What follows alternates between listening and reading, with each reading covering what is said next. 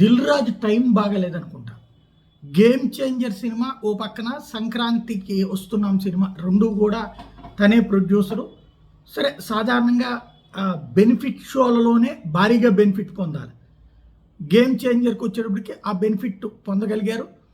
అయితే గేమ్ చేంజర్కి సంబంధించి special shows ఏవైతే పండగ సందర్భంగా ఇచ్చారో వీటి మీదన అటు రెండు, అంటే ఒక గేమ్ చేంజర్ అని కాదు, అన్ని సినిమాలకి సంబంధించి వేసినటువంటి పిల్స్, అటు ఆంధ్రప్రదేశ్లో కానీ తెలంగాణలో కానీ వేసిన పిల్స్ కారణంగా రాత్రిపూట్ల షోలు ఆగిపోయినాయి. అంటే రాత్రిపూట 2 షోలు అంటే డబ్బులు అది ఆగిపోయినట్టు. అంటే రాబోయేటటువంటి సంక్రాంతి దానికి సంబంధించి ఆల్రెడీ గేమ్ చేంజర్ అంటే అది అయిపోయింది. కానీ ఇప్పుడు ఎక్స్ట్రా షో ఏదైతే ఉన్నటువంటిది పర్మిషన్ ఇస్తూ వచ్చారో దాన్ని రద్దు చేస్తూ తెలంగాణ ప్రభుత్వం నిర్ణయం తీసుకుంది.